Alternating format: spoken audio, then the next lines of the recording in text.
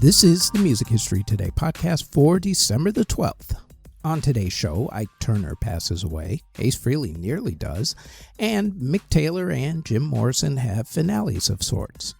First up, though, on this date in 1792, classical composing great Mr. Ludwig van Beethoven was taught by composing great Franz Joseph Haydn for the first time. They had the lesson in Vienna, Austria. In 1900, J. Rosamond Johnson wrote music for his brother James Weldon Johnson's poem, Lift Every Voice and Sing. The song is now considered the Black national anthem. In 1901, the first transatlantic wireless radio signal was held when Guglielmo Marconi sent the signal from Poldhu, Cornwall in the United Kingdom to Signal Hill, Newfoundland, Canada. In 1920, composer Maurice Ravel premiered his ballet La Valse at the Théâtre du Châtelet in Paris, France. In 1961, Mike Douglas debuted his television variety talk show, The Mike Douglas Show, on KYW television in Cleveland, long before it became a nationwide syndicated TV show. In 1963, it was announced that a memorial tribute album of President John F. Kennedy's speeches and news reports about his assassination sold 4 million copies in its first 6 days. No other album, best to my knowledge, has sold that many copies that quickly.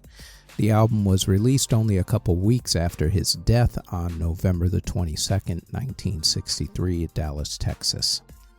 In 1965, the Beatles performed at the Capitol Theatre in Cardiff, Wales, which was their last official concert performance in Great Britain. The half-hour show that they did on top of Apple headquarters in London, notwithstanding. In 1969, Ringo Starr's movie The Magic Christian held its premiere in London. In 1970, Jim Morrison played with the Doors for the final time. It was at the Warehouse in New Orleans. In 1974, Mick Taylor left the Rolling Stones at a press conference in London, England. In 1976, Ace Frehley of Kiss was almost electrocuted on stage from poor wiring. Ace grabbed an underground metal railing during his concert at the Lakeland Civic Center in Florida. The experience did inspire him, though, to write his song Shock Me. Go figure. In 1985, David Crosby began serving his sentence in Texas for various charges. In 1986, the Smiths played together for the last time when they played at an Artists Against Apartheid concert. Artists Against Apartheid was an organization that was started by Stephen Van Zandt of Bruce Springsteen and the E Street Band to protest the apartheid government in South Africa. They had a protest song in the 1980s called Sun City about the resort in South Africa that tried to show the country in a more positive light by paying music artists an awful lot of money to play there. Think of it sort of as the music version of sports washing these days, as it were. At the time, there were United Nations sanctions against South Africa, and some artists broke the sanctions, took the money to play. The song Sun City was about artists who declared that they weren't going to play Sun City, and now you know about that whole entire thing and why that was the concerts that the Smiths decided to do finally. In 1994, Mike Love finally got songwriting credit for 35 Beach Boys songs after a judge ruled in his favor. In 1998, singing legend Luciano Pavarotti performed on Saturday Night Live, becoming the first classical artist to do so. Alec Baldwin was the host, and Vanessa Williams and the Philadelphia Boys Choir and Chorale were the other musical guests that night. In 2007, rock and roll icon Ike Turner of Rock and Roll Hall of Fame group Ike and Tina Turner passed away at the age of 76. In 2014, Nick Cannon filed for divorce from Mariah Carey. In 2020, Bad Bunny's album El Último Tour del Mundo became the first completely Spanish-language album to hit #1 on Billboard's Top 200 Albums chart. And in 2020, country music great Charlie Pride passed away at the age of 86. In award ceremonies that were held on December the 12th, in 1985, Dionne Warwick received her star on the Hollywood Walk of Fame. Albums that were released on December the 12th include in 1969 when John Lennon and the Plastic Ono Band released Live Peace In at Toronto, 1969.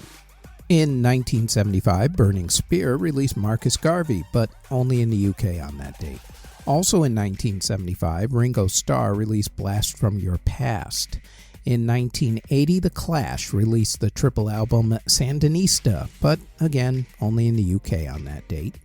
In 1981, Venom released Welcome to Hell, but again, only in the UK on that date.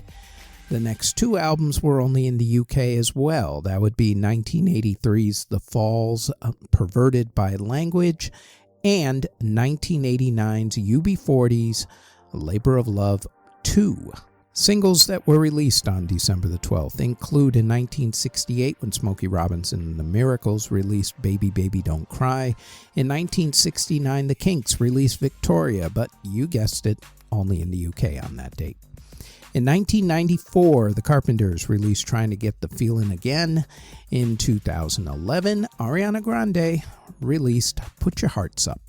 Before we continue, we'd like to tell you that we've started Season 2 of the Music History In-Depth podcast, where we go more in-depth on some of the events that we mention on this particular podcast. The Music History In-Depth podcast drops every Tuesday on this podcast network.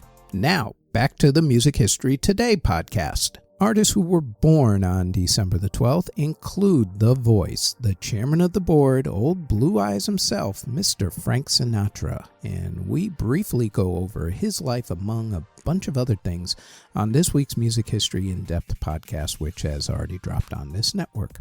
Also having a birthday on this date, Miss Dionne, singer extraordinaire and Rock and Roll Hall of Famer in her own right, Miss Dionne Warwick.